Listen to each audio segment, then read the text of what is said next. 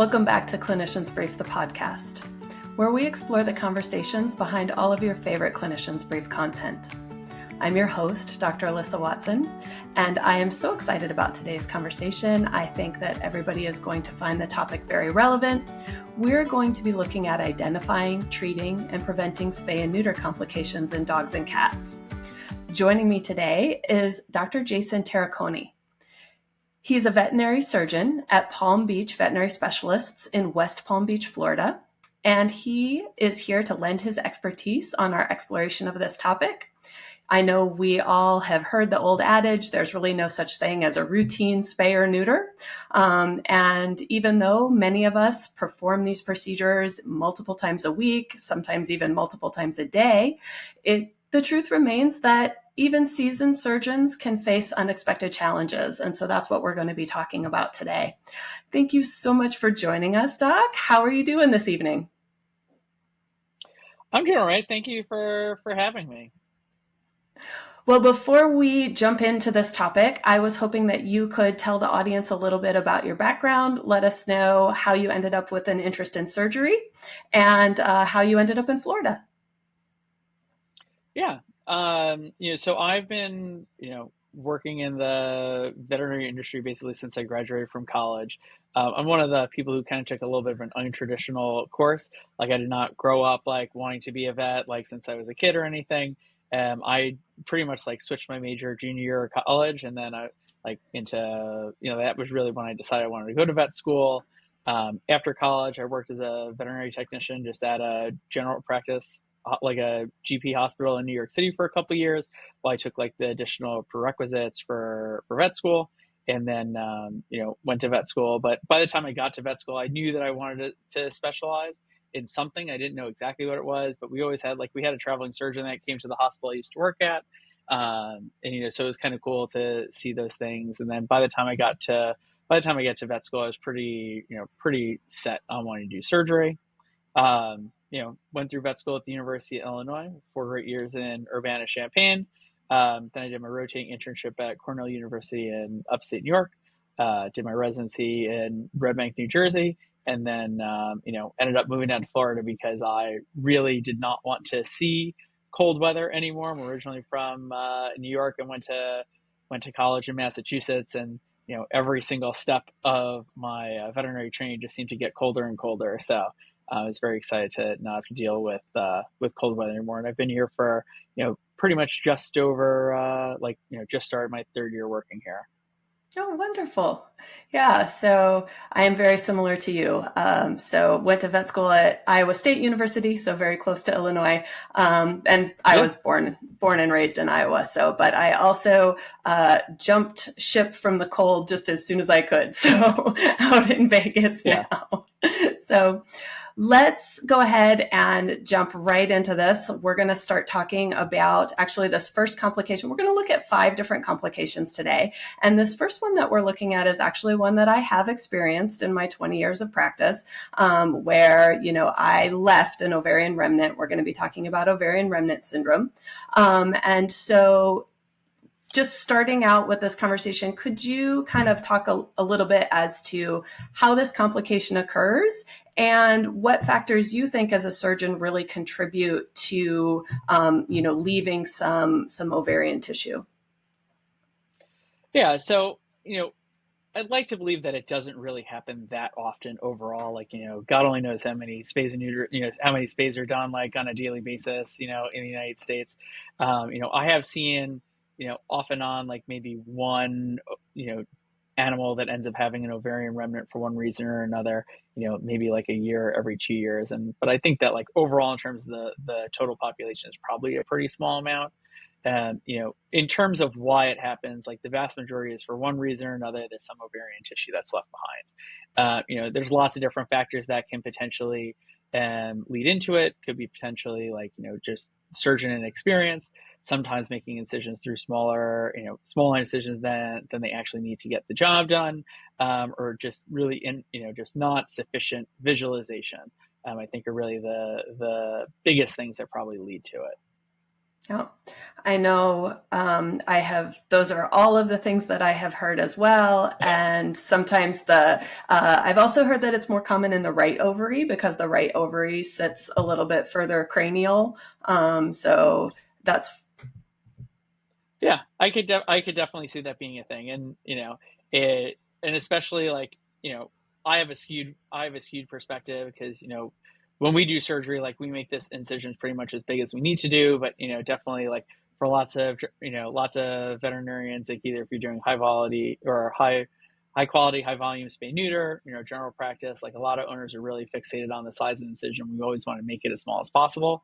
And especially if you're really targeting to make your incision as small as possible and you're just a little bit further caudal, like the right ovary definitely, I could see, being harder to exteriorize enough to get the job done. Yeah. So really making sure that we're getting good visualization is one way to prevent this complication from happening to you. There is also, truly ectopic ovarian tissue, or, I've heard of surgeons encountering a third ovary, inside the abdominal cavity. Do you know how common that is in dogs and cats? I really don't I personally have never seen it. I think that, I was doing a little bit of research trying to dig in and see, how often that actually happens. I think it's a pretty rare, thing to see. I think what's more likely is for them to have a unicorn or only one horn. It is also technically possible that if a small amount of ovarian tissue is dropped when you're doing a spay neuter, that can potentially revascularize. So there is the possibility that that you could experience abnormal ovarian tissue in an unexpected place, and that could potentially be why we see some of these situations where it looks like there's a third ovary or something like that. So we often have to identify really subtle signs in our patients, especially when it comes to something like, the signs associated with a ovarian remnant. So what should we be looking for? What should prompt a clinician to suspect an ovarian remnant? Yeah, and that's ovarian remnant syndrome is exceptionally hard to diagnose and even to know that it's something for you to look for. Because it's no one is going to expect that they're going to have had an animal where there is an ovarian remnant syndrome to the first hand, because everyone's going to have a bias to begin with. And then, a lot of times you really are relying on just the owner saying, like kind of giving their reports and saying that there's abnormal behavior. And if you think about heat cycles, and I would argue that most people in the United States aren't used to having a dog that goes through heat cycles on a regular basis. Like they don't even know what to ask, what to say or complain about. Especially when it comes to just, for a lot of people, it's just going to be kind of intermittent, abnormal behavior, probably, like just, the normal things that you would associate with being in heat, but owners kind of just saying, oh, it was funny, or I thought, it was kind of like odd behavior, kind of. And sometimes if they do happen to see like vaginal discharge or interest in mating, like is, definitely can be one of the slam dunks, but, it you really do have to rely on the owners to a certain exception.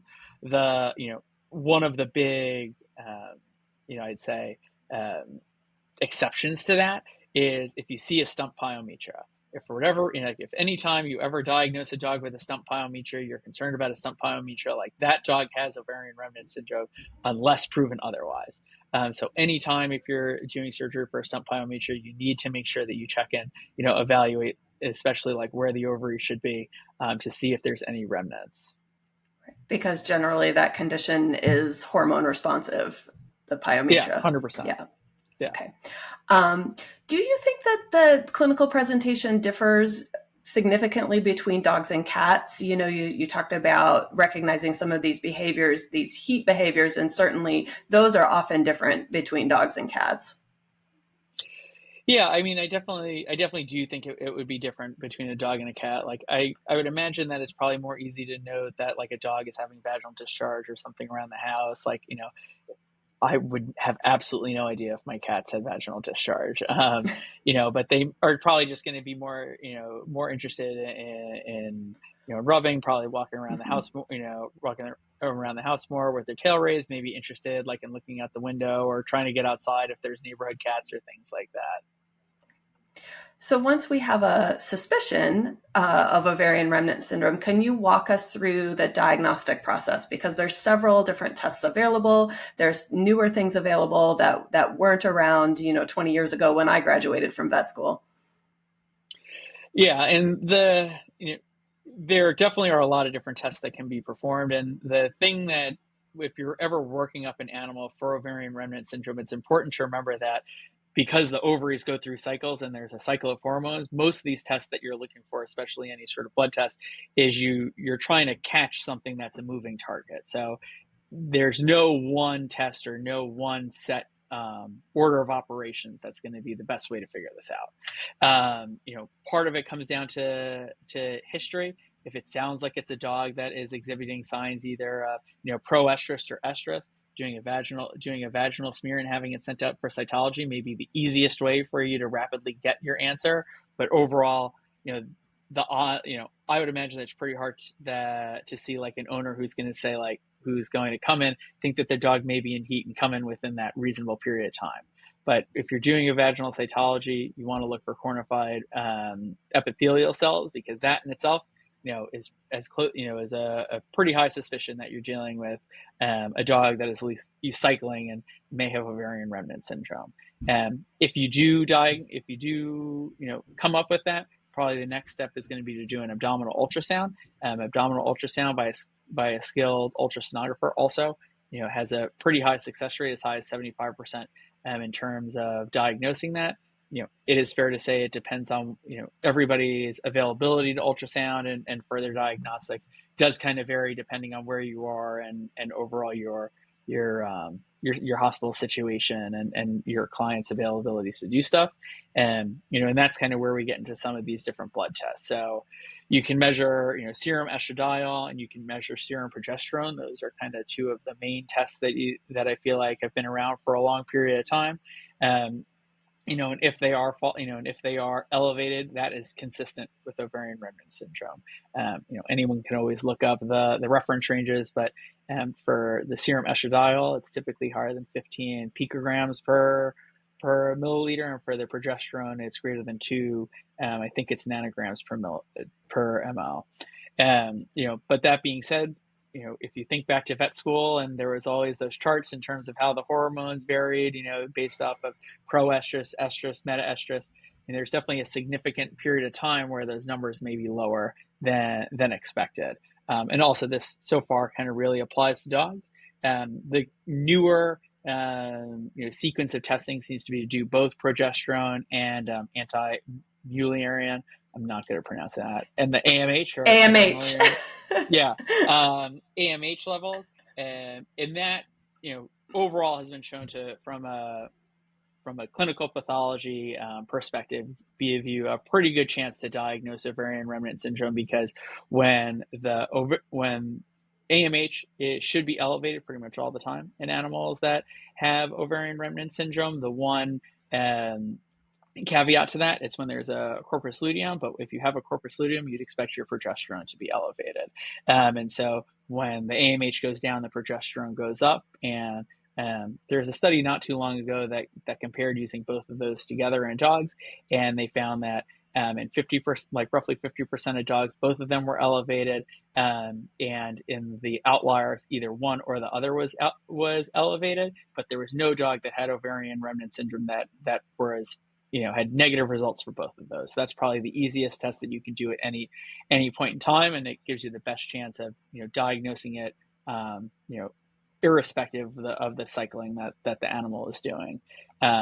There's definitely actually a really good, just in terms of a really good resource. If you Google ovarian remnant syndrome in Cornell University, their diagnostic lab has a really good, has a pretty good layout in terms of the testing that you can do and also the procedure for doing the testing. Which is a little bit more important for cats, because cats are induced ovulators. And so when you're testing a cat, you do have to approach it from a little bit different perspective. if you're concerned that they may have ovarian remnant syndrome, you need to induce ovulation before you do the testing, before you do the progesterone testing. So typically with cats, you're going to give them an injection of the GnRH. You have to wait about 10 days, and then you're going to do your progesterone sampling to again look for if there's an elevation or not. And that's the most reliable way, at least from blood work as of right now, to diagnose that in cats. Yeah, you're giving me flashbacks to those repro tables. Yeah. But let's talk a little bit more about treatment, because that's really your area of expertise. So there's surgical treatment. You need to go in surgically, find that tissue and remove it. So do you have any tips or tricks for us? I mean, the biggest tips and tricks is, looking at least where the ovaries are expected to be. So there's, whenever we have a rotating intern, an extern, or a surgical intern, it's the same, like one of the, if you're going to be doing spays and neuters, the number one thing you need to know is what you're going to do if you drop a pedicle and where you're supposed to look. So looking in the gutters, pulling up on the internal retractors, so the descending colon or the duodenum. So if you want to look at in the left gutter, you're going to use the descending colon to provide traction and kind of move everything else out of the way. At that point, you should be looking at the left kidney and where the ovarian pedicle at least used to be, and just really assessing that area. You're probably going to have some degree of an adhesion, and you may even be able to find your knot depending on what suture material you use. And the safest thing to do is to just excise that whole area, especially if you feel anything that seems like it's going to be swollen or anything. On the right side, using the descending duodenum as your retractor, looking caudal to the kidney and in that same general area is going to be the biggest tip. The big question is, what you have in terms of equipment or instrumentation in order to be able to get a nice wide resection, because if there's only a small amount of tissue, you might not necessarily be able to feel comfortable with ligating that area. The nice thing about working at a hospital where we have a lot of fancy stuff is you can use the ligature, which is excellent for this, because you don't really need that much tissue. You don't really have to necessarily rely on your sutures. But so that's kind of the one advantage that we have here. But otherwise, like if there's going to be a fair amount, if you do have an ovarian remnant, they should be a fairly large enough pedicle, just like if you're doing a normal spay or normal spay. Are you aware of any non-surgical treatment options for ovarian remnant? Before kind of agreeing to do this talk, I had no idea, but kind of in the thing that we were, you sent over when we were just kind of what we're going to talk about. I did do a little bit of research into that, and so it is pretty cool that there's that AMH gene. Yeah, there's that new gene therapy. I had seen it. It was kind of all over the news. I think earlier this summer, it made headlines about, pretty much medical sterilization of cats. And so it just piqued my interest as maybe, we might not have to go back in there for a second surgery. So something to keep our eyes on in the future. Yeah, it's definitely pretty cool. And that, that would be awesome, and eliminate one potential problem. It's I always kind of wonder about kind of the long-term effects. I know that they followed the animals for I think like 3 years afterwards. I would say that I'm a little bit more conservative when it comes to no one wants to experiment on their patients, because you want to say I've been doing the same thing for however many years, and haven't not just like trying something new on your cat. But overall, it'd definitely be really cool, and definitely could show some promise. Well, let's move on. We're going to talk a little bit then about gossypibomas. Did I pronounce that one correctly? Yeah, I've always called them glossypibomas, but there's no L, so I guess gossypibomas is always what I guess is what you're supposed to call them, but so there's so many different terms for it. There are multiple different terms for these, and so basically what these really are, they're essentially granulomas that form around a retained surgical sponge. So obviously, an abdominal surgery is one place where we can see this, but surgical sponges certainly aren't unique to gonadectomy, spay and neuters. I've heard of them, these types of masses, even or surgical sponges being left in a joint, like during a TPL repair or something like that. So in your experience and opinion, what types of surgeries do you see these most commonly in? So the most common is going to be either in an abdominal surgery or potentially a thoracotomy. Like the TP, like seeing it in a TPLO, it does kind of vary based off how you do a TPLO. Kind of overall the gossypiboma with the TPLO, a lot of or some surgeons will pack off the popliteal artery before they make their cut to protect it. And so, if you're putting a saw blade that, even though it's cutting through bone, it might, tickle a sponge a little bit. You can definitely, leave some sponge behind. I don't really do it that way to at least avoid that complication. But, anything where there's just a big cavity of tissue, so mostly the chest or the abdomen, I think is probably the most likely scenarios. And then what types of clinical signs or symptoms would we be looking for with this to alert a veterinarian that this might have happened? Yeah, so the clinical signs can be really vague. You can get anything from vomiting, diarrhea. You can just have just a mid-abdominal mass that's just diagnosed, and it can be even years or decades afterwards. Or probably not decades because most animals don't live that long. But I think the longest report is 19 years or something, which is pretty crazy. That's I think what I read as well. Although I do think that was in people. So yeah. That definitely makes a little bit more sense. But overall, the signs can be really vague, which is what can make it kind of hard to diagnose. In general, even know that they're going on. I think that to some degree, there is a little bit more of a body cavity, specificity for signs. Like if you have a sponge that's left in the chest, you could see pleural effusion. You could see evidence of a mass on thoracic X-rays, things like that. But the signs overall are pretty big. Yeah, it's certainly hard with our patients too, who aren't going to really say, "Oh, my chest hurts," or yeah. So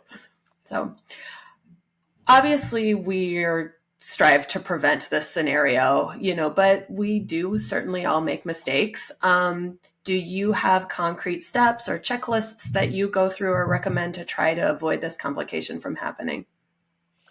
Yeah, so the gold standard way of doing it, which is not I will tell you that this is what do as I say, not as I do. The gold standard way to 100 to 100% guarantee that you're not going to do it is to always make sure that you count your sponges before you do surgery, count your sponges after surgery, and using radio opaque gauze can really accelerate the diagnosis of a gossypiboma. And I don't think that they're that that they're that difference in terms of cost, compared to regular gauze. Those are probably the biggest, most concrete steps to do it. Otherwise, just in terms of, good overall surgical practice is important. So, whenever you're doing an abdominal surgery, make sure that the gauze that you have is out on your instrument table. It's not just sitting, in your cocoon or whatever, because I'll kind of nest all my instruments right in front of me. You want to make sure that you don't have gauze that's there. Whenever you use a gauze, you make sure that you try not to let go of it. I feel like that's a situation where you can lose them. So if you're having to pack off an area, you really want to be diligent about either how much gauze you're letting go of or making sure that you leave an instrument that's around all of the gauze. Really being diligent or being aware of the times where you're taking the gauze a little bit out of your control is probably the best ways to overall limit that from happening. That makes total sense. So let's shift gears a little bit. We've been talking a lot about complications, but we're going to talk a little bit about ovarian pedicle ties. So this is a technique that is very interesting to me. I have not learned how to do this technique yet, although I've watched a couple videos. But it's really commonly used, I know, by, those high quality, high volume spay neuter surgeons, and especially, when spaying cats. So can we talk a little bit about the ovarian pedicle tie versus the more traditional ligature like I was taught and like I do? And are there truly, different complication rates between those two techniques? Yeah, so I mean, so ovarian pedicle ties it's essentially the same thing as anytime you do a cat neuter. It really is just autoligation. The technique and everything is essentially the same. It's just that you're dealing with slightly different tissue.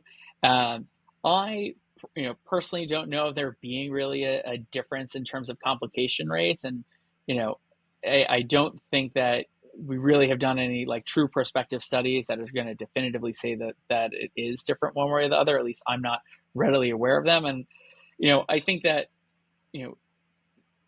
I wouldn't really expect there to be a dramatic difference. At least, because people, like people's knots can be lucid. You can make, poor quality suture knots, the same thing with autoligations, but overall, I don't think that that there's any definitive evidence that says that there's a particular difference. And what are some advantages of using a pedicle tie? So it's definitely going to be faster from a cost perspective, especially for high quality, high volume spays and neuters, and where cost really, where cost truly is a concern, and you definitely do save on suture costs. And I don't know how much suture costs because I work for a company that buys it. From what I understand, it's more expensive than you think it is. Those are definitely the biggest advantages. Plus, if you think about kind of the odd complications that you see every once in a blue moon, like I have seen some animals that have had like abscesses and granulomas, and not truly septic abdomens, but pretty profound peritonitis, like because the suture knot around their spay has gotten infected around their ovarian pedicle. And the less tissue, the less foreign material you end up putting into an animal, you are going to reduce that amount as well. So you may see a slight decrease in overall peritonitis, and as well as adhesions. Can you think of any specific scenarios or conditions where this technique would be contraindicated or should be avoided? Yeah, so I do think at a certain point size is going to matter. Like I think cat spays, 100%, like that seems to be the biggest and the best application for it. I think it's fair to say that if you're doing a spay on a cat-sized dog, you probably can get away with it as well. I would try to avoid doing it, in any situation where you're going to be more concerned about there being bleeding or hemorrhage. So if you're doing a spay in an animal that recently went into heat, situations where you're dealing with a pyometra, where there's going to be an increased blood flow to the uterus in general, it's probably not the best idea. That being said, to my knowledge, there's no definitive evidence that says that you definitely shouldn't do that. And I'm sure that, depending on who listens to this, like there may be people who have, very different opinions one way or the other. But, overall, I'd say that's probably not the best application for it. I guess just off the top of my head too, I've had a couple cases where I've had an ovarian tumor, or something that, changes the normal architecture of the ovary or. Yeah, that's definitely very valid to say. I'm just kind of thinking of just regular, your routine spay and neuter. But definitely, if there's anything abnormal, doing it by the 3-clamp technique and just using suture probably definitely is the best thing to do in those situations. Do you think that there's a large learning curve associated with mastering this? Again, I mean, I neuter cats all the time. And so the technique with the clamp, but I have yet to make the jump to doing it in a spay. Yeah, I don't think that there really is a big learning curve, because for me in vet school, like we learned how to do it on our spay neuter are spay neuter rotations. Like when I was at the University of Illinois, they definitely did it, and they do still continue to have a pretty good shelter medicine rotation. Like a lot of the fourth year students do rotate through, and it's definitely one of the techniques that they do kind of at least expect you to try, at least when I was there, towards the tail end of the rotation. So I think that the biggest learning curve is just being at a place where other people do it. And you do, at least the few times when I have done it, you do have to be a little bit more tolerant of bleeding, because the big difference is, at least when you're doing a cat neuter, you just you're just gonna get ready to do it. You excise the testicle, and then you pull everything through to complete the autoligation. It was a little bit weirder for you to remove when you transect where the ovary is. There's going to be a little bit of bleeding regardless, and so you're going to be a little bit more hesitant to do it probably. I remember the first couple of times I did it as a student. Like there was definitely more blood than you probably should be, and I think whoever our clinical professor at the time was like, "Are you sure? Like, do you do that right?" Like I think I remember that being a problem, but I think it's really just getting over your own kind of anxiety about it is probably the biggest hurdle. And I'm sure that there's probably, several training resources and videos and everything out there, but you've inspired me. I think I'll give a call to a good friend who works at the local shelter, and maybe I'll go in and sit with her for a day. Yeah, and that's probably that's really the best thing, the best opportunity. There are a lot of, really smart, really hardworking veterinarians that are doing, high volume, high quality spays and neuters, all across the country. And most of them probably utilize that. And it's an excellent, resource to utilize them, especially like everybody, probably knows someone that does that. And that's probably the best resource for it.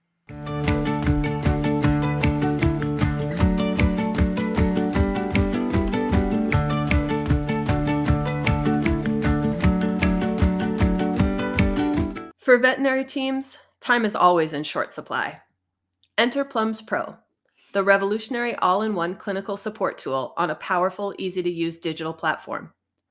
With Plums Pro, you'll find hundreds of peer-reviewed clinical briefs and algorithms to help you work up cases with confidence, along with a library of shareable guides for pet owners to help them feel more confident too. And of course, you'll find accurate, continually updated drug information and tools, including the groundbreaking new drug interaction checker. Visit plums.com to see how the next generation of Plums will change the way you work.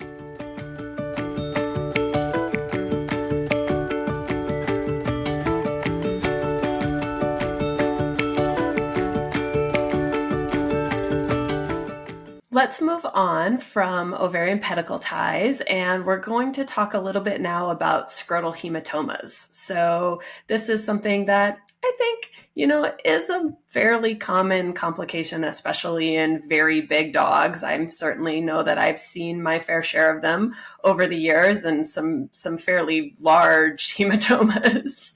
Yeah. So what factors contribute to scrotal hematoma development? And especially, can you talk a little bit about the risk factors associated with all of our different castration techniques? Because we can do open castrations, closed castrations, scrotal, pre-scrotal. There's a lot of different ways to neuter a dog. Yeah, definitely the scrotum has a really surprising ability to expand to accommodate, an alarming amount of blood sometimes. There are definitely, ultimately most of the time with a hematoma, it just comes down to some degree of uncontrolled bleeding, for one reason or another. That being said, so doing an open castration does definitely increase your chance of getting a scrotal hematoma compared to a closed castration.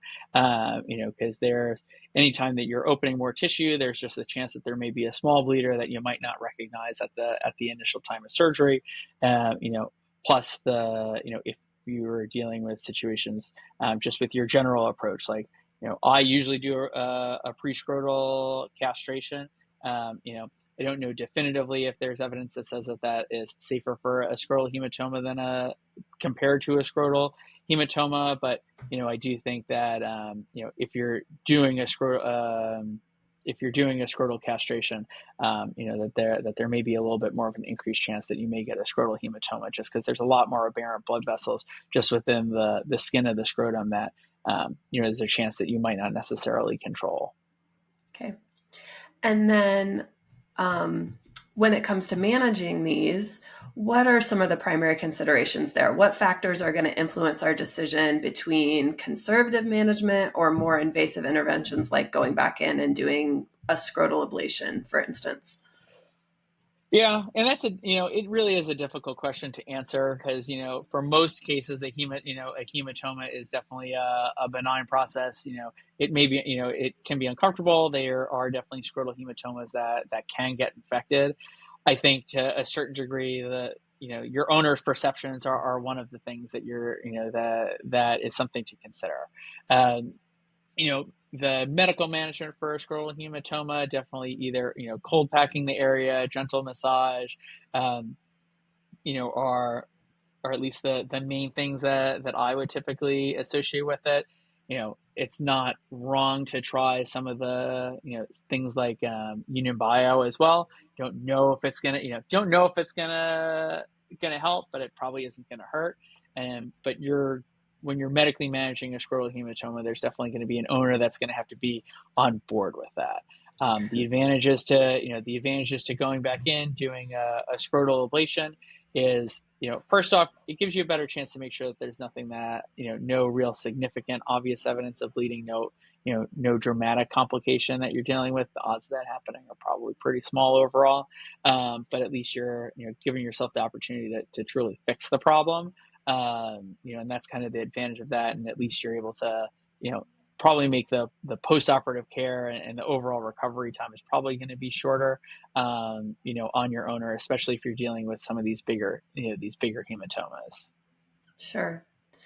Are there any patient criteria like the size of the dog? Like if you have one of these giant breeds or you have a dog that is just crazy active, before surgery, that would make you just consider just doing a preemptive scrotal ablation at the time of castration? Yeah, and that, to my knowledge, there's no definitive guidelines, and my mood kind of vacillates from day to day and time to time. Like the best situations where you should consider doing, a scrotal ablation is a bigger dog, especially if you're doing an older dog whose scrotum, might not necessarily be as elastic as it was like in the puppy. Those are probably the best situations to reach for a scrotal ablation. It's totally fair if you have a really active dog as well, to keep that as a consideration as well. Yeah, that's a good point about the older dog and just managing client expectations too, Yeah. because sometimes they don't realize they might have that kind of empty sack there afterwards. Yeah, Not every owner needs their dog to carry their change with them in a little coin purse. Well, well, they can be really, some of those cosmetic outcomes are very important to owners, and I think Yeah. sometimes we forget that, as we're going through trying to do the best medically and surgically for our patients. So just being clear with people about what's going to be left. Yeah, I 100% agree with that. And also sometimes, sometimes you do catch a little shade from your technicians when they're like, well, why is this still here?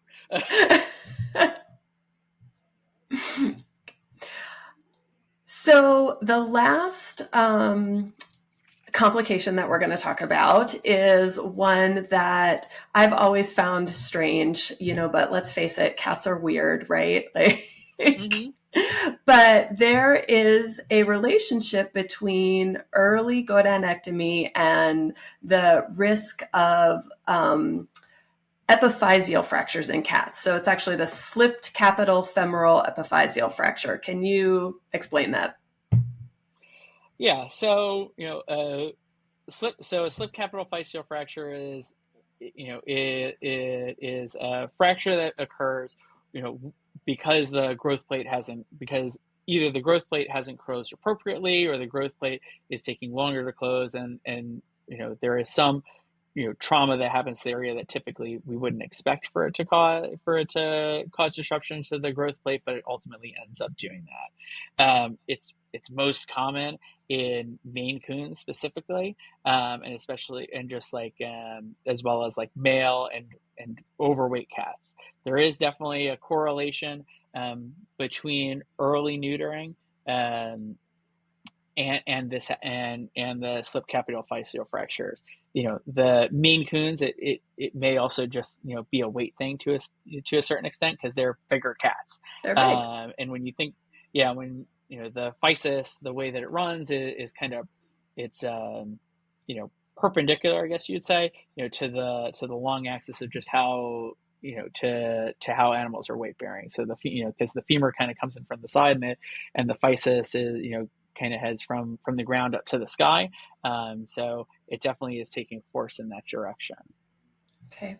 So you talked about Maine Coon. Are there breeds, either Maine Coon or other breeds, that you feel like the risk for this type of fracture really outweighs the benefit of early sterilization?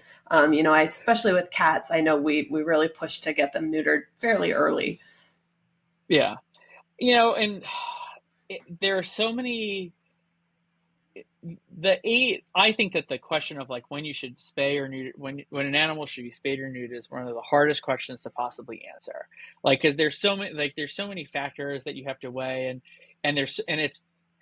it really is a complicated question. You talk to different vets, and everyone's going to have a different opinion. You meet some people who say that you shouldn't, that they want animals to go through a couple different heat cycles before they're spayed, just because that there may be an increased risk of cruciate disease. But is that the biggest risk that you're dealing with an animal? It really is a hard question to answer. Overall, the incidence of having the slip capitophyseal in the overall population, I think it's a pretty low percentage chance. And so you really need to balance, everything that you're dealing with an owner, or, the overall concerns with the animal. I know that the AVMA, the, AAFP, and AHA all do recommend, spay and neuter before 6 months of age, and when you consider everything overall, that probably is overall the best practice, especially for male, or for cats especially. Like the human animal bond is a really important factor. And I animals that are left intact, especially male cats that are left for a longer period of time, like they definitely do have an increased risk of marking and spraying, and their property destruction and inappropriate urination is one of the biggest reasons for animals to be surrendered, especially for cats. And a small risk that a cat may have a physeal fracture versus a much bigger risk that they may be surrendered because of a behavioral component to them not being early neutered. I would choose the early neuter versus the low risk of having this happen. Yeah, that's absolutely fair. Are these fractures generally unilateral, or do you see them bilaterally? So they can be either. There's a substantial number of animals that do end up having these fractures being bilateral. It can be either or. Okay. And so when they come in, what are their typical clinical signs? What's the consequence of these fractures? And then how do we fix it? The biggest presenting complaint is just hind limb lameness in a young cat. Sometimes because the pain is really centralized on the hips, and cats really do use their hips a lot. You may notice that they might not just be interested in jumping onto furniture. They might not be kind of standing on their back legs, looking at chairs, looking above furniture, things like that. Just anything to actually, really limping on one or both legs. It can sometimes be difficult for owners to realize if their cats are lame on both of their legs, because they just think that they just walk funny. But that's probably the biggest overall presenting complaint. And the way to identify it is taking x-rays. Anytime that a young animal is limping, everyone's kind of wants to write it off sometimes to a sprain or a strain. Like, it's really a good time to take x-rays. It is abnormal for a young animal to be limping, especially in both legs. And this is kind of goes back to one of those fun facts that probably every vet student's orthopedic surgeon said at one point, is that the type of x-rays that you take matters. So the frog leg view, so not just your regular, OFA hip extended x-ray is the way to diagnose it. You can actually make the x-ray, or when you take just a VD hip extended view of an animal that has a capitophyseal fracture, you can actually make the fracture disappear on your x-rays. So it's really important to take a frog leg view. So just with the cat on their back, you kind of push their legs forward so they look like a frog. That's why it's called frog leg view. With their, I guess if you're going to say hips flexed and their knees bent, it's really going to open up the hip joint, and it, ends up, basically ends up kind of levering open the fracture, and that's going to be your best way to actually diagnose it. The way it's treated is an FHO, or at least usually the most straightforward way of treating it is a femoral head and neck ostectomy. It kind of is a fragment retrieval to a certain part, because at least a portion of the FHO is already done. Already done? You do still, usually need to shorten down the neck a little bit. That's probably the most common treatment. You can also attempt to repair the fracture depending on the acuteness of it. A lot of times, in my experience, a lot of these fractures are more chronic. So it's probably not the best surgical, the best surgical case to primarily repair, but it can be repaired with a couple of pins. And there are even, some people, orthopedic surgeons out there, they're doing it minimally invasively with fluoroscopy and just a couple small pins. It really comes down to owners' expectations and owners' tolerance for complications, though. When you're dealing with pins, they may migrate, and so those are situations where there's a chance that animals may need a follow-up surgery. And the other kind of maximally invasive way to address it is a total hip replacement. So there are surgeons out there that are doing mini total hips, and that is another potential way to address this. And it owners' expectations and owners, what they want for their animal, is part of what goes into it. But there's definitely an argument to be said that doing a total hip replacement on a cat, is the best thing that you could do in terms of giving them the best overall, recovery and range of motion. Mm-hmm.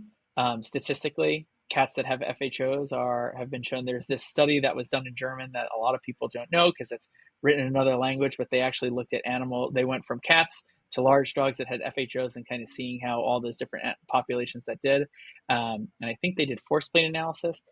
Cats were the only group in all those different animals to make a full return to normal weight bearing with an FHO. Wow. So an FHO in a cat, Mm-hmm. is usually the ideal candidate for that. And most of them live pretty happy, normal lives. That's wonderful.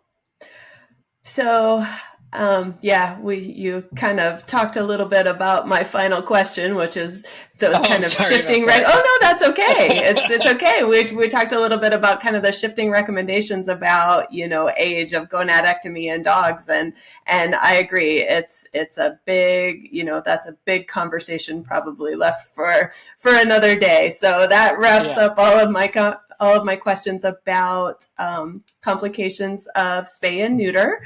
I do have a couple questions left for you, but they are actually just for fun questions. So at the end of our episode, we like to play a little game. It's called Rapid Fire, and they're just some quick would you rather questions. So if you're ready, we can play. Oh, I hope I don't embarrass myself. Oh, no, they're fun. Okay, so would you rather perform surgery on your own pet, or would you rather have a trusted colleague do it? I would definitely do my own surgery on my own pet. All right, excellent. Would you rather practice without local anesthetics, or would you rather practice without opioids? I would rather practice without local anesthetics. Really? That's interesting. I am one of the weird surgeons that doesn't use Nocita. Oh, okay. All right. Would you rather invent a new surgical procedure, or would you rather discover a new class of antifibrinolytic drugs? I definitely would rather invent a new surgical procedure. Do you want your name on some patented surgery? Yeah, and just, I'm not smart enough to patent any and discover any new type of drugs. I am not a pharmacokinetic type of person. Would you rather, so all of your fantastic technicians are busy doing other things. If you had to, would you rather place a catheter in a dehydrated kitten or an obese basset hound? Ooh, that's a difficult one. I know. I'm going to go with the dehydrated kitten because I still think that would probably be easier than a basset hound because God only knows where the veins are. Yeah, those, especially when they're so fat and those little legs. Yeah. Okay, final question. If you were the inspiration for a veterinary superhero, would you be in the DC universe or would you be in the Marvel universe? Marvel universe. Yes, absolutely. Okay. Excellent. I'm glad that we have another Marvel fan. Well, that was everything. I want to thank you so much for being here, sharing all of your insights. It was wonderful.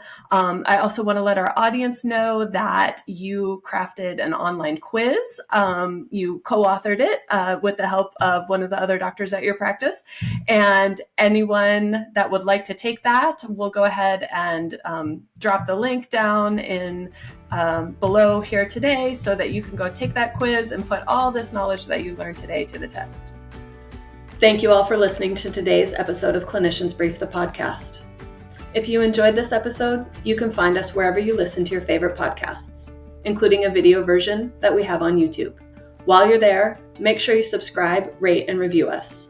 You can also listen to or watch our podcast episodes on our website at cliniciansbrief.com/podcasts. Or, if you'd like, drop us a line at podcasts@vetmedics.com. Clinicians Brief the Podcast is a VetMedics production, produced by Alexis Ussery and hosted by me, Dr. Alyssa Watson.